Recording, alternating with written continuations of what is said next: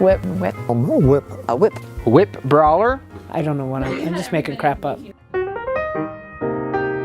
Well, I feel like the improv aspect just frees you up naturally. So sometimes you get caught in your head as an actor. Like, what's my line? What am I supposed to say next? Is this person going to do what they're doing? Are they on cue? Like, there's so many different things that you have to think about with the script rather than just reacting to what's in front of you, which I mean, some people think that acting is just reacting in the first place. So to make an improv film, you really, you eliminate a lot of those roadblocks for the actors. No, not poetry. I'm talking poetry. Poetry. You ever stared darkness right in the face and asked it to welcome you? There are a lot of actors that I've come across just in community theater up at the University of Utah, and there are a lot of actors who fear in the depths of their soul improving without a script.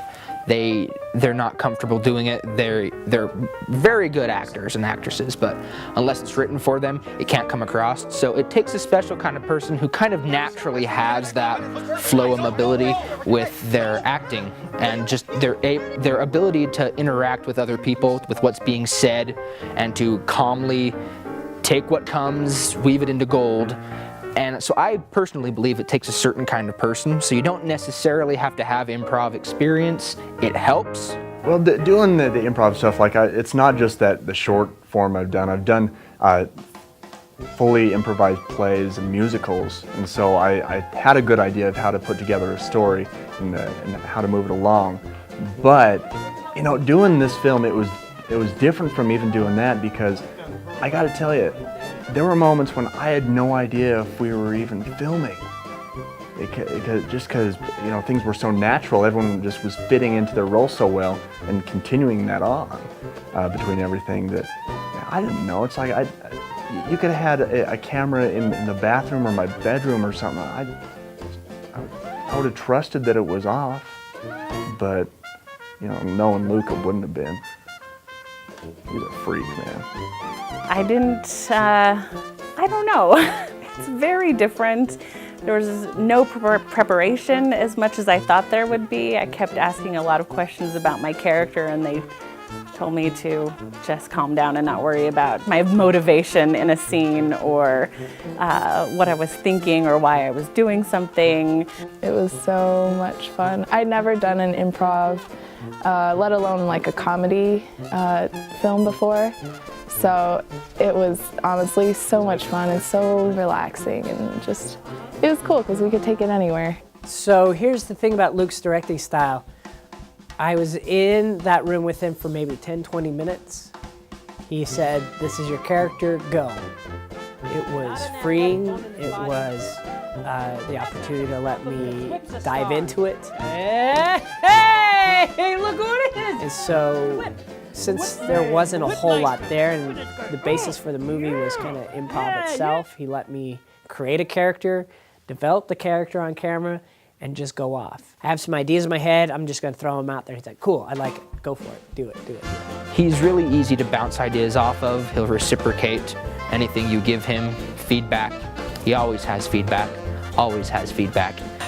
I think the hardest thing about improv is you're coming up with it so quick, and it's hilarious. And so we had to keep stopping because we just all break up and the camera's shaking, everyone's laughing. A few days before, I kept asking Lucas, the director, to send me the script. And I showed up for the shoot not knowing what was going on, and ran into all of these friends who do improv with quick wits. And so it was a wonderful experience. It took me a couple of takes to get rolling because I haven't done improv before. But every take was different. Every take was hilarious. I was surprised, you know, some of them that I haven't done any improv with at all were actually phenomenal in their comedy skills, just right on the spot. So I would perform improv with any of them in the cast. Well, we didn't bring the kids.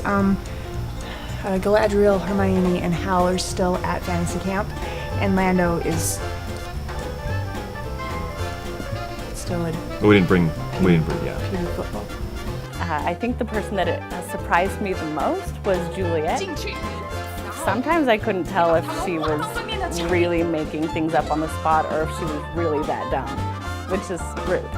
I would say it's more about, and I think a good director finds people that he trusts that he wants to work with. Now with an actor, it will either work or it won't. So it's all in the casting. Like that's where your key component is really in the casting. It really was very much an ensemble piece, and Jesse and Melissa, they're so funny. Oh my gosh, everybody on that thing, they're just so funny.